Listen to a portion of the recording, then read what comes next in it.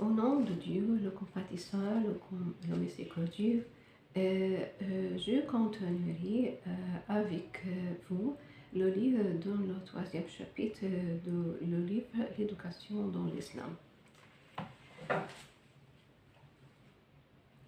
Abdul-Malik conseille l'auteur de le livre continue.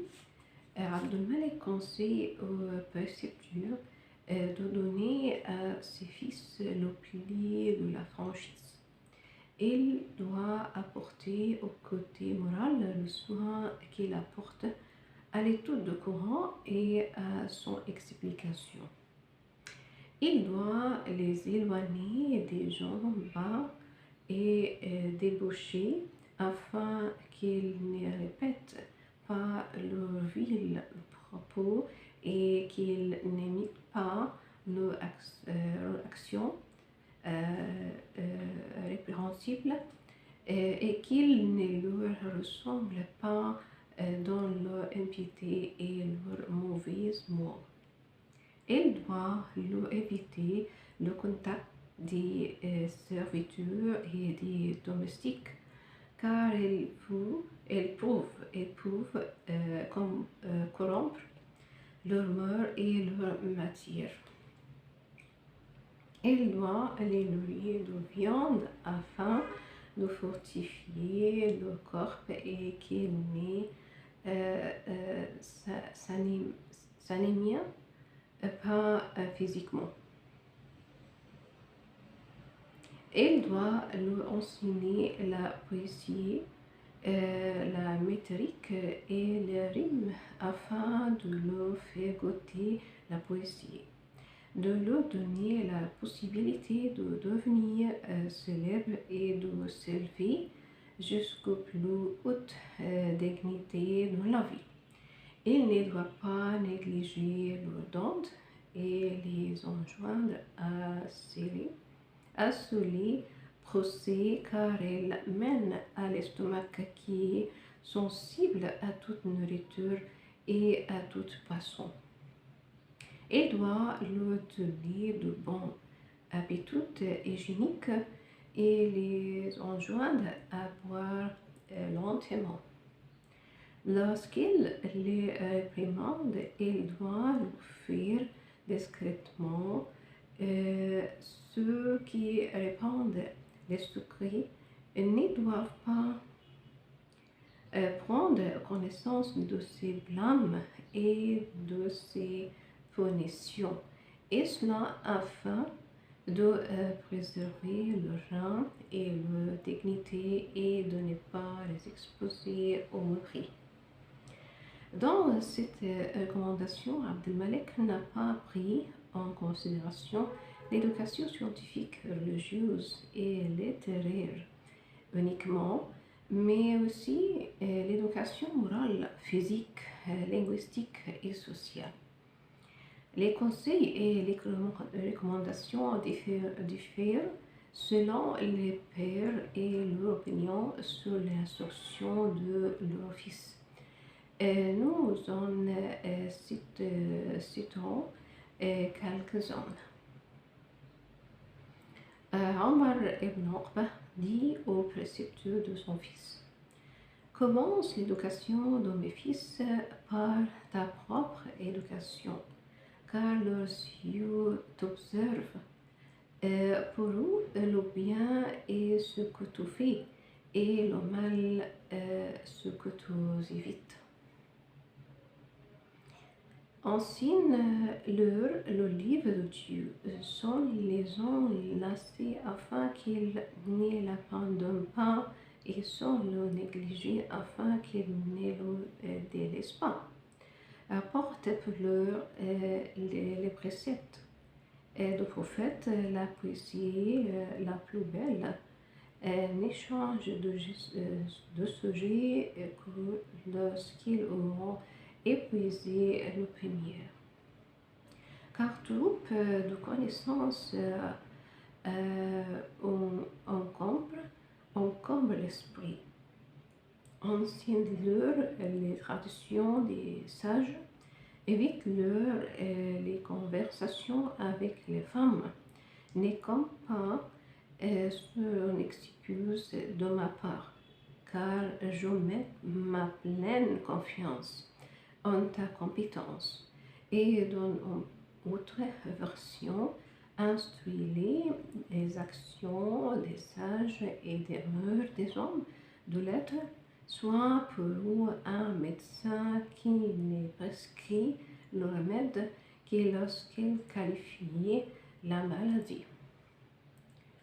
Et il conseille aux précepteurs de ses enfants de s'éduquer lui-même pour leur donner le bon exemple, car il est leur idéal. Il le regarde faire et imite ses faits et gestes.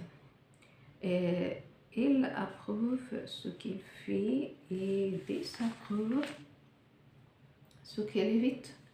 Il doit leur enseigner le livre de Dieu afin qu'il soit pour nous un guide et une lumière. Mais il le met en garde de ne pas les enlacer afin qu'ils ne s'en détournent pas. Il doit les encourager à étudier le Coran, à le comprendre et à en tirer profit. Il ne doit pas le négliger, car alors il s'abandonnerait et le délaisserait. Et comme tu prends soin de l'étude de Coran, tu dois leur faire connaître les préceptes du prophète. Choisis pour vous les jeunes les plus purs de la poésie arabe, éloigne-les de la poésie amoureuse et de la poésie satirique afin qu'ils n'en subissent pas l'influence. Ne les fais pas passer d'un sujet à un autre avant qu'ils n'aient maîtrisé le premier et qu'il est exilé, car perfectionner un sujet aide l'élève à le retenir. Et le tout gagne le matière d'un programme, encombre l'esprit de l'élève. Apporte-leur la vie des sages, leurs actions, leur manière d'agir, afin qu'ils soient un guide. Évite-leur les conversations avec les femmes, afin qu'elles ne tombent pas dans l'égarement et dans l'erreur. Ne compte pas sur une excuse de ma part. J'ai mis ma pleine confiance en ta compétence, en ta sincérité et en ta loyauté. Sois pour eux semblable au médecin habile qui détecte la maladie, la diagnostique et ensuite entreprend de la soigner. Tout professeur ou précepteur doit s'inspirer de cette précieuse commendation. Le professeur doit avoir des mœurs parfaites, admettre de sa science, encourager les élèves à étudier le Coran et les préceptes du prophète, et il doit en outre leur en esprit le désir. Et il le choisira la poésie la meilleure, la plus pure, et les élèves doivent suivre les pas des sages dans leur vie. Éviter les femmes et s'adonner à l'étude et à la recherche. Hicham ibn Abd al-Malik dit à Sulayman al-Kalbi,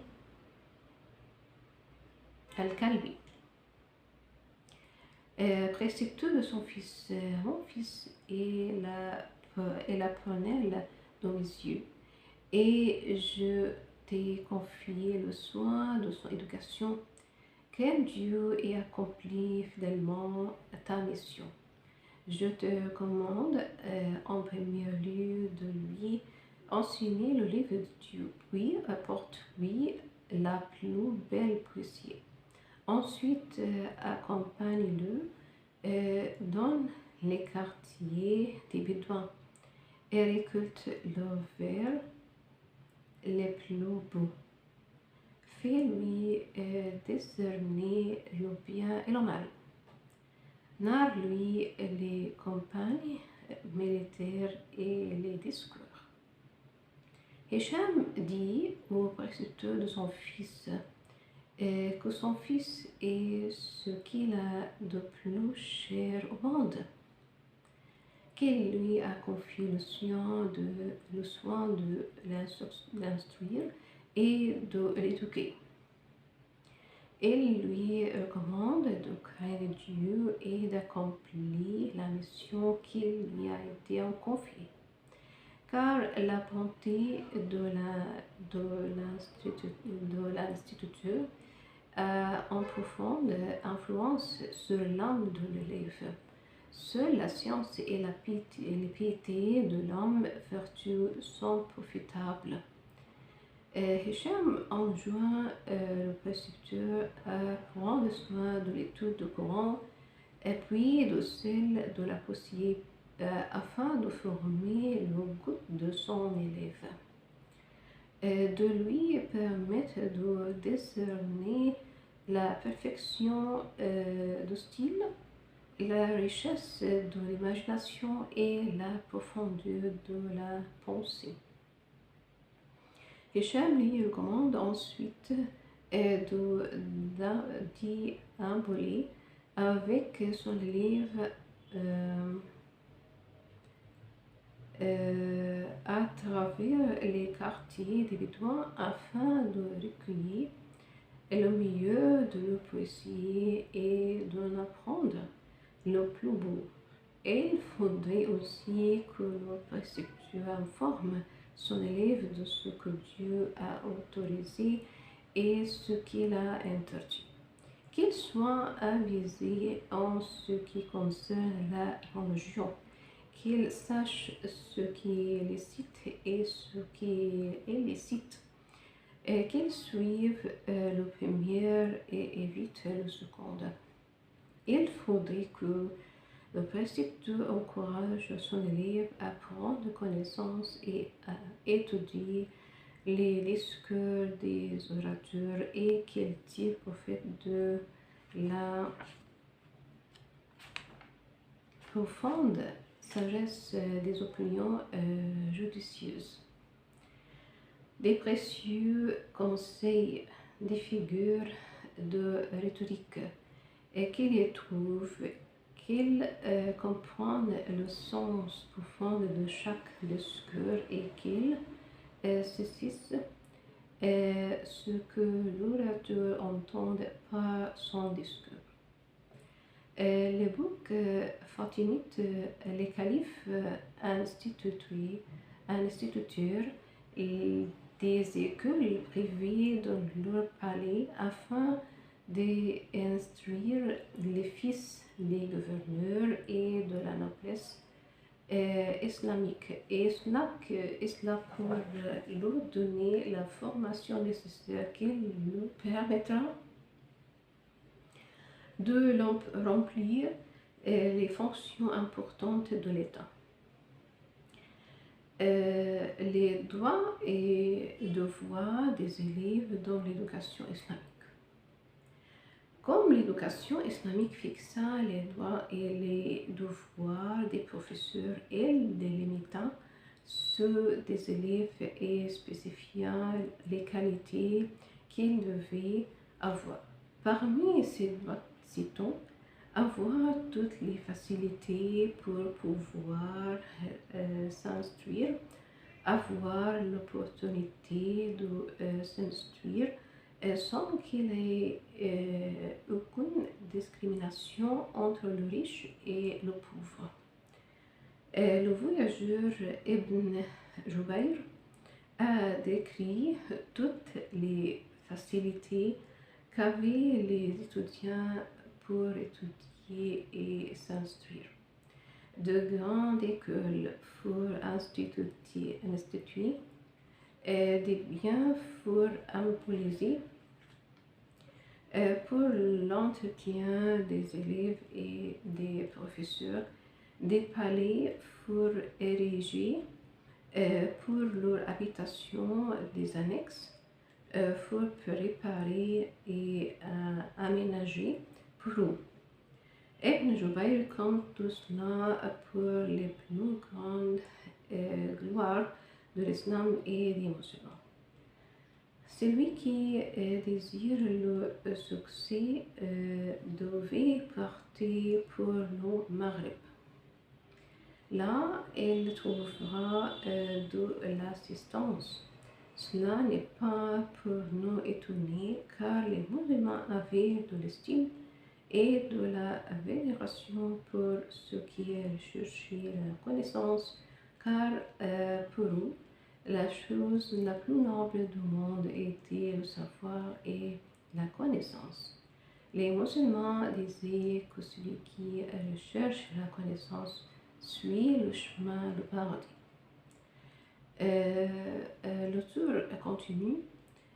Parmi les devoirs que l'étudiant ne devait jamais oublier sont les suivants. Numéro 1.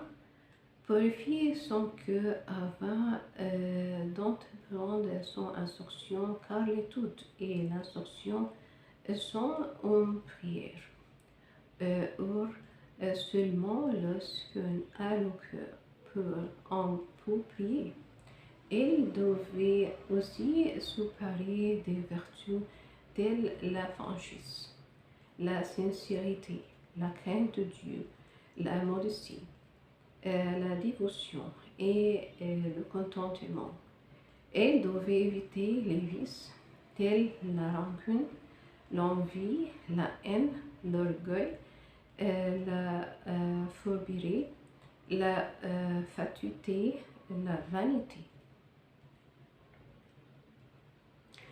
Numéro 2. Par l'instruction, l'élève devait acquérir la vertu et à se rapprocher de Dieu et ne point s'enorgueillir, vanter et se flatter. L'élève, numéro 3, l'élève devait persévérer dans la quête de la connaissance. Ne pas hésiter à quitter famille et patrie et s'en aller jusqu'aux confins du monde, si cela était nécessaire, et à la recherche d'un maître. Numéro 4, l'élève ne devait pas changer souvent de professeur et devait réfléchir longuement avant de prendre une telle décision. Numéro 5, l'élève devait accepter, honorer et vénérer son professeur. Il devait le contenter par ses études. Numéro 6, l'élève ne devait pas hériter son professeur par un très grand nombre de questions et n'est pas le harceler de ses réponses. Il ne devait pas le précéder, prendre sa place ou parler sans sa permission. Numéro 7, l'élève ne devait pas divulguer les secrets de son professeur, ni calomnier quelqu'un en sa présence. Il ne devait point tenter de l'induire en erreur, et si le professeur commettait une erreur, il devait accepter ses excuses. Numéro 8, l'élève devait être sérieux et persévérant dans ses recherches. Elle devait chercher à recueillir la connaissance jour et nuit, sans interruption, interruption. En commençant par les sciences les plus importantes. Numéro 9. Il fallait que la fraternité, l'affection et la tendresse règnent entre les étudiants et qu'ils soient tels les fils d'un même homme. Numéro 10.